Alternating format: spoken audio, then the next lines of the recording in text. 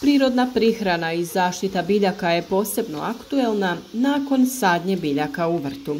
Tražimo prirodne načine sa kojima ćemo biljkama osigurati povoljne uslove za razvoj. Najveći problem javlja se u rano proljeće i u vruće ljetne dane, kada dolazi do oscilacija u temperaturama, izmjenjivanja sunčanih i kišnih razdoblja, dolazi i do stvaranja idealnih uslova za razvoj gljivičnih oboljenja na biljkama. Najizazovnija borba svakako je ona sa plamenjačom na paradajzu i drugim biljkama koje su osjetljive na ovo oboljenje.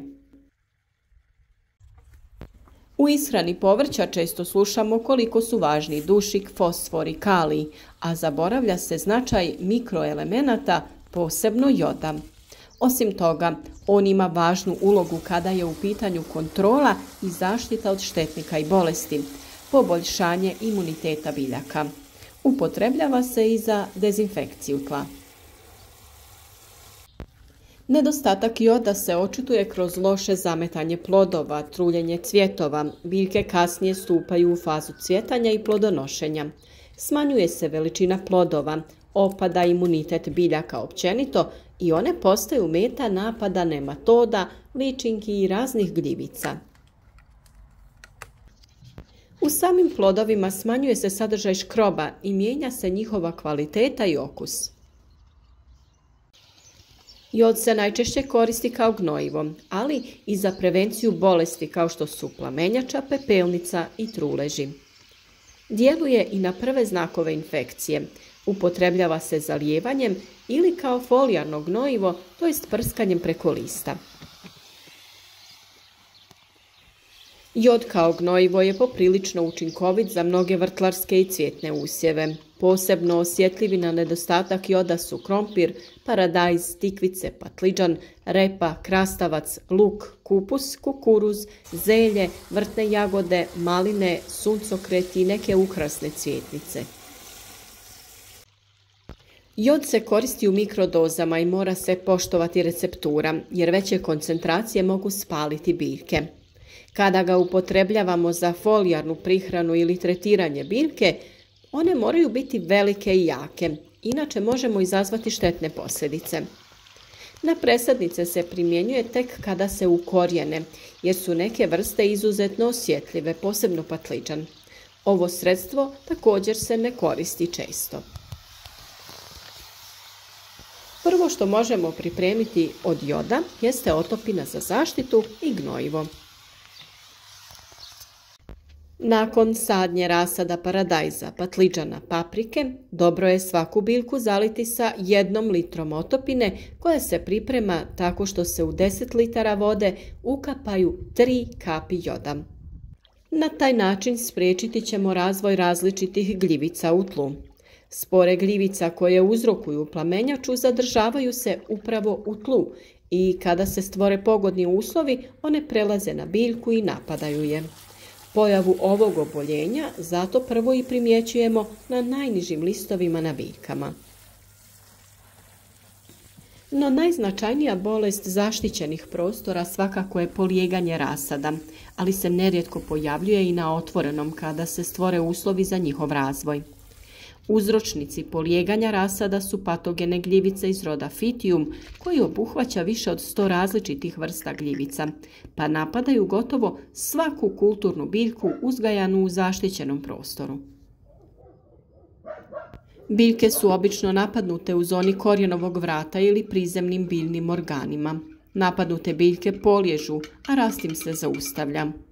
Iz tog razloga sve biljke koje posadite trebate zalijevati sa ovom otopinom kako bi spriječili razvoj svih gljivičnih oboljenja. Da biste spriječili pojavu plamenjače na paradajzu i krompiru, potrebno je da napravite sljedeći rastvor. 9 litara vode pomiješajte sa 1 litrom mlijeka ili surutke i dodajte toj tečnosti 40 kapi apotekarskog joda koji ima koncentraciju od 5%. Biljke je najbolje prskati ovim rastvorom 12 do 14 dana nakon presađivanja u zemljište, ukoliko se ranije nije pojavila neka vrsta oboljenja. Nastavite redovno prskanje svako 10 do 12 dana. Ako primijetite prve štete na biljkama izazvane plamenjačom, odmah te listove izvadite iz grma paradajza, a ostatak isprskajte ovom otopinom joda i ponavljajte prskanje svakih 5 dana. Rastvor na bazi joda odlično suzbija i pepelnicu, koja zna da izjeda biljku sporije, ali zato ne i bezopasnije od plamenjače. Od pepelnice najčešće oboljavaju krastavci, tikvice i bundeve. Ako primijetite prve znakove ove bolesti, počnite da tretirate usjeve sa ovim rastvorom, ali ipak najbolje je to raditi preventivno, prije pojave bolesti. Kao i uvijek naglašavam da je prskanje najbolje vršiti u večernjim satima nakon što se biljke ohlade, tako neće ostati posljedice na listovima od prskanja. Za krastavce se na 9 litara vode dodaje 1 litra mlijeka i 12 kapi joda. Okupajte biljke krastavaca i površinu okolnog zemljišta. To će pomoći u uništavanju spora plamenjače i pojave kloroze.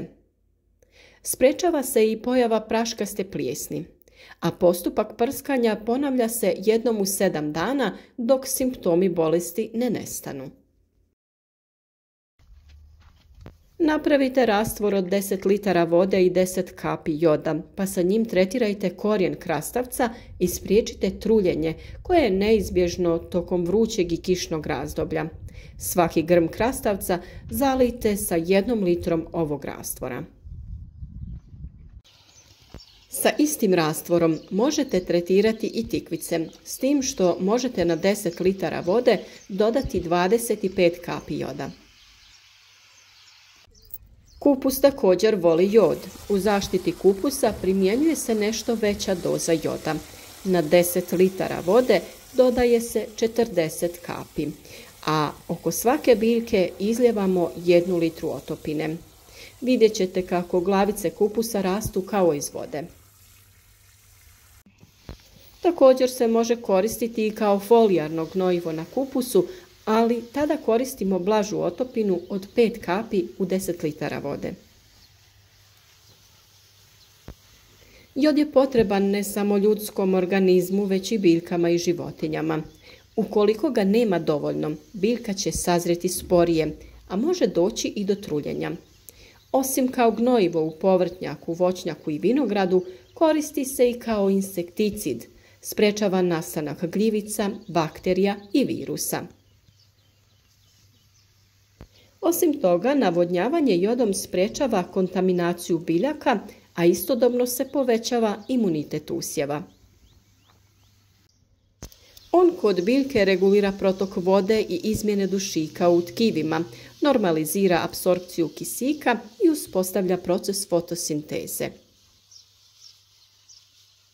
Jako je dezinfekcijsko sredstvo i zbog toga se koristi samo onaj farmaceutski jod koji je 5% otopina. Mlade sadnice zalijevaju se ovom otopinom samo kada su presađene na novo mjesto i dovoljno su jake. On jača imunitet jagode i izvrstan je pokretač rasta. U proljeće, nakon što smo sigurni da više neće biti snijega i da se kompletno otopio, nasadi jagoda tretiraju se otopinom od 10 litara vode u kojoj smo dodali 10 kapi farmaceutskog joda. Postupak se obavlja 3 puta svakih 10 dana. Tretman ne samo da jača, nego i štiti biljku od sive truleži. Vrtlari također mogu učinkovito koristiti jod za borbu protiv insekata koji ugrožavaju nasade. Konkretno, otopina mlijeka i joda dobro pomaže protiv lisnih uši, koji se brzo šire na usjevima voća i povrća. Za pripremu smjese koristi se 10 kapi joda na 10 litara vode i 1 litre mlijeka. Sličan sastav obilno se prska po drveću i grmlju kada se otkriju štetnici. Za suzbijanje mrava je učinkovito navodnjavanje tla koje štetnici koriste za svoja skloništa jodom otopljenim u vodi u omjeru od 2 kapi na 5 litara vode. Kod primjene na biljkama vrlo je važno da pazite i dozirate jod u ovim pripravcima onako kako je objašnjeno. Ne smijete pretjerivati. Od truleži možete zaštititi i jabuke ako ih prskate sa rastvorom joda, 10 litara vode i 10 kapi joda.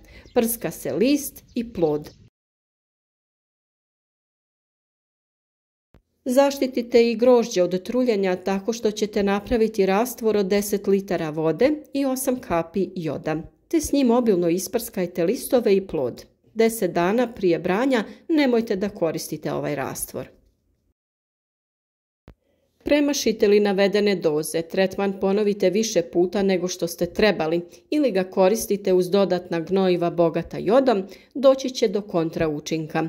Biljku bi mogli spaliti, a možete i uništiti korisne bakterije iz tla. Jod u sastavu proteina i aminokiselina sudjeluje u sintezi, metaboličkim procesima vode i dušika. Sudjeluje u disanju biljaka, prirodni je antiseptik, djeluje protiv većine virusa, bakterija i gljivica koje ugrožavaju normalan razvoj biljnih kultura. Također biljke moraju održavati potrebnu razinu joda tokom razdoblja formiranja pupova i rasta plodova. Iskoristite naše savjete u vašu korist. Zaštitite biljke na vrijeme. Podržite naš rad sa lajkom, podijelite video sa prijateljima, a naravno za sva pitanja tu smo u komentarima.